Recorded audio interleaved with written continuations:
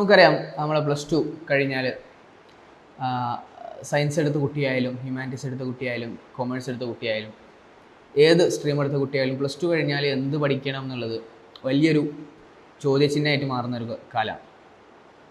ഈ ഒരു കാലത്ത് ഏത് സബ്ജക്റ്റ് എടുക്കണം എന്നുള്ളതിലുപരി ഏത് കോളേജ് എടുക്കണം, ഏത് യൂണിവേഴ്സിറ്റി എടുക്കണം, എവിടെ പഠിക്കണം എന്ന് വരെ കൺഫ്യൂഷൻ ഉണ്ടാക്കുന്നൊരു സമയമാണ്.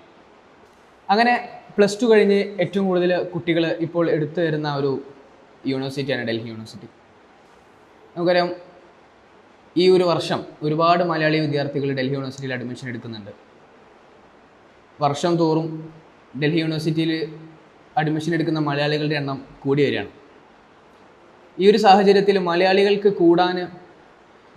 ഒത്തുകൂടാൻ പറ്റുന്ന ഒരു സംഘടന ഡൽഹി യൂണിവേഴ്സിറ്റി ബേസ്ഡ് ആയിട്ട് ഉണ്ടാവുക എന്നുള്ളത് വളരെ ഉപകാരപ്പെടുന്നൊരു കാര്യമാണ്. നമുക്കറിയാം കേരളത്തിലെ കോളേജിൽ പഠിക്കുകയാണെങ്കിൽ നമുക്ക് ഓണം ആഘോഷിക്കാൻ പറ്റുന്നുണ്ട്. ഓണത്തിന് നമുക്ക് കൂടുതൽ ലീവുകൾ കിട്ടുന്നുണ്ട്. കേരളീയമായ ഒരുപാട് ആഘോഷങ്ങൾ നമുക്ക് ആഘോഷിക്കാൻ പറ്റുന്നുണ്ട്.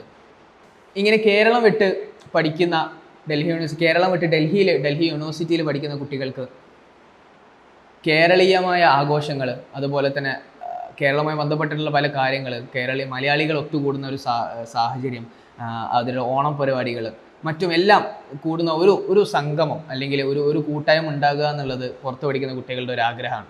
അങ്ങനെയുള്ള ഡൽഹി യൂണിവേഴ്സിറ്റിയിലെ സംഘടനകളിലൊരു സംഘടനയാണ് സർഗ.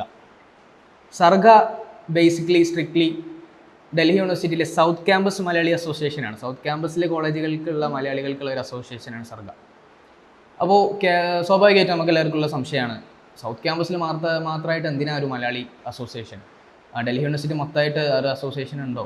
അങ്ങനെ ഉണ്ടെങ്കിൽ പിന്നെ എന്തിനാണ് സർഗ ഒരു സൗത്ത് ക്യാമ്പസിൽ ഒരു അസോസിയേഷൻ എന്നുള്ള ചോദ്യത്തിന് ഉത്തരം, ഡൽഹി യൂണിവേഴ്സിറ്റിയിൽ നമുക്കറിയാം നോർത്ത് സൗത്ത് ഓഫ് ക്യാമ്പസുകളാണ്. നോർത്ത് ക്യാമ്പസിലെ കോളേജുകളിൽ ഡിസ്റ്റൻസ് വരുന്നത് വളരെ കുറവാണ്. അതുകൊണ്ട് തന്നെ ഡൽഹി യൂണിവേഴ്സിറ്റിയിൽ നോർത്ത് ക്യാമ്പസിൽ പഠിക്കുന്ന കുട്ടികളുടെ മലയാളികൾക്ക് ഒരു കോളേജിൽ നിന്ന് അടുത്ത കോളേജിലേക്ക് ദൂരം വളരെ കുറവാണ്. അതുകൊണ്ട് തന്നെ നോർത്ത് ക്യാമ്പസിലെ മലയാളികൾക്ക് എന്ത് ചെയ്യാൻ പറ്റും? ഒരു കോളേജിൽ ഇറങ്ങിയാൽ അടുത്തുള്ള കോളേജിൽ മലയാളികൾ കാണാൻ പറ്റുന്നുണ്ട്. അവർക്ക് കൂടാനുള്ള സാഹചര്യം വളരെ കൂടുതലാണ്. കാരണം അവർക്ക് അവർക്കൊരു കോമൺ പ്ലേസ് ഫിക്സ് ചെയ്യണമെങ്കിൽ അവർക്ക് എത്തിപ്പെടാൻ വളരെ സുഖമാണ്, വളരെ എളുപ്പമാണ്.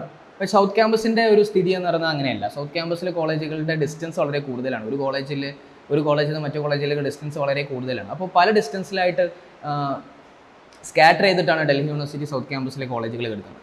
അപ്പോൾ അതിൽ പഠിക്കുന്ന മലയാളികൾക്ക് ഒത്തുകൂടുക എന്നുള്ളത്, അവർ തമ്മിൽ കമ്മ്യൂണിക്കേറ്റ് ചെയ്യുക, ലിങ്ക് ചെയ്യുക, ഒത്തുകൂടുക എന്നുള്ളത് വളരെ റിസ്ക് ആയിട്ടുള്ള ഒരു എലമെൻ്റ് ആയിരുന്നു. അവർക്കൊരു സോഴ്സ് ഇല്ല ഒത്തുകൂടാനോ, അവർക്ക് ഒരു പോയിന്റിൽ അവർക്ക് ഒത്തുകൂടാനോ ആഘോഷിക്കാനോ കണക്ട് ചെയ്യാനോ കമ്മ്യൂണിക്കേറ്റ് ചെയ്യാനോ ഉള്ള ഒരു സോഴ്സ് സൗത്ത് ക്യാമ്പസിൽ ഇല്ലാതെ വന്നപ്പോഴാണ് സൗത്ത് ക്യാമ്പസ് ബേസ്ഡ് ആയിട്ടുള്ള സ്ട്രിക്ട്ലി സൗത്ത് ക്യാമ്പസ് മലയാളി അസോസിയേഷനായിട്ട് സർഗ രൂപീകരിക്കുന്നത്. 2017 സർഗ രൂപീകരിച്ചത്.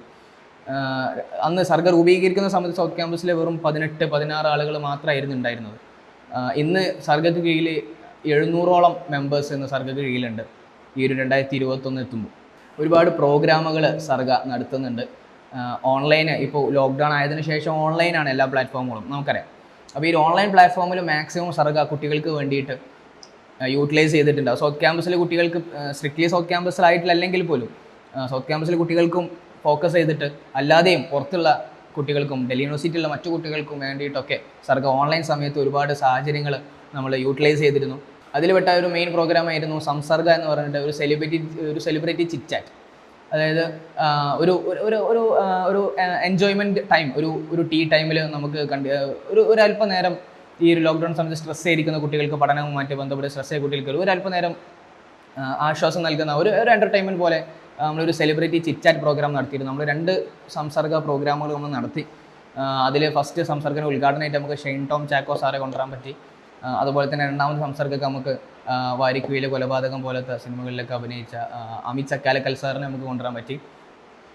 അങ്ങനെ ചെറിയ പ്രോഗ്രാമുകളൊക്കെ ആയിട്ട് പിന്നെ ബ്ലഡ് ഡൊണേഷൻ പ്രോഗ്രാം ഈ ഒരു ലോക്ക്ഡൗൺ സമയത്ത് നമ്മൾ നടത്തി, അത്യാവശ്യം വിജയിച്ചു. അതുപോലെ തന്നെ ഫണ്ട് റൈസിങ് നമ്മൾ നടത്തി. അതുപോലെ അരികെ ഡോക്ടർ ഓൺ കോളിംഗ് എന്ന് പറഞ്ഞിട്ട് മെഡിക്കൽ ബന്ധമായിട്ടുള്ള എന്ത് സംശയങ്ങളും തീർക്കാൻ പറ്റുന്ന ഒരു മെഡിക്കൽ അവയർനെസ് ക്ലാസ്, ഒരു മെഡിക്കൽ അവയർനെസ് കൊളാബറേഷൻ നമ്മൾ നടത്തി. ഡോക്ടർ സാലിം സാറിൻ്റെ കീഴിൽ നമ്മൾ ഒരു അരികെ ഡോക്ടർ ഓൺ കോളിംഗ് എന്നുള്ള പ്രോഗ്രാമിലൊരു ക്ലാസ് നടത്തി. അതുപോലെ തന്നെ എഡ്യൂക്കേഷണലായിട്ടും കരിക്കുലറായിട്ടും കോ കരിക്കുലറായിട്ടും പല പ്രോഗ്രാമുകളും സർഗ അതിൽ കീഴടത്തി. ഒരു ഓൺലൈൻ ട്രഷർ ഹണ്ട് നമ്മൾ നടത്തി, ഓൺലൈനായിട്ട് ട്രഷർ ഹണ്ട് നടത്തി. അതുപോലെ തന്നെ നമ്മൾ സീനിയേഴ്സിന് നമുക്ക് ഒരു ഫെയർവെൽ കൊടുക്കാൻ പറ്റി.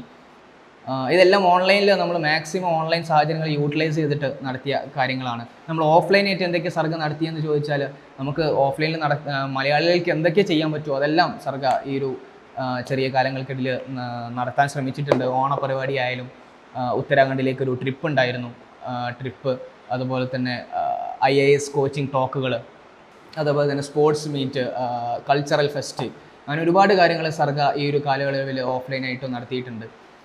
അപ്പോൾ ചുരുക്കി പറഞ്ഞാൽ ഒരു മലയാളി സൗത്ത് ക്യാമ്പസിൽ പഠിക്കുന്ന ഒരു മലയാളി വിദ്യാർത്ഥിക്ക് കേരളത്തിൽ നിന്ന് വിട്ടുനിന്നു എന്ന് പറയുന്ന ആ ഒരു സാഹചര്യം ഒരിക്കലും ഫീൽ ചെയ്യാത്ത രീതിയിൽ സർഗക്ക് ആ ഒരു കുട്ടിക്ക് കൊടുക്കാൻ പറ്റും. ഒരു കുടുംബം പോലെ, ഒരു മലയാളി കുടുംബം പോലെ സൗത്ത് ക്യാമ്പസിൽ എല്ലാ മലയാളികൾക്കും ഒരു കുടുംബം പോലെ കാണാവുന്ന ഒരു സംഘടനയാണ് സർഗ. സർഗയെക്കുറിച്ചുള്ള കൂടുതൽ വിവരങ്ങൾ എന്തൊക്കെ സർഗ നടത്തി ഈ ഒരു കാലയളവിൽ എന്നുള്ളത് നിങ്ങൾക്ക് സർഗയുടെ ഇൻസ്റ്റഗ്രാം പേജ് നോക്കിയാൽ മനസ്സിലാവും. കൂടുതൽ കാര്യങ്ങൾ, ഈ പറഞ്ഞ കാര്യങ്ങളിൽ കൂടുതൽ നിങ്ങൾക്ക് ഡീറ്റെയിൽ ആയിട്ട് എന്തൊക്കെ സർഗ നടത്തി, എന്തൊക്കെയായിരുന്നു പ്രോഗ്രാം ഡീറ്റെയിലുകളെല്ലാം, ആരൊക്കെയായിട്ട് കൊളാബ് ചെയ്തിട്ടുണ്ട്, ആരൊക്കെ സർഗയുടെ പ്രോഗ്രാമിൽ പങ്കെടുത്തിട്ടുണ്ട് എന്നുള്ള എല്ലാ കാര്യങ്ങളും നമുക്ക് സർഗയുടെ ഇൻസ്റ്റഗ്രാം പേജിൽ നിങ്ങൾക്ക് നോക്കിയാൽ മനസ്സിലാവും.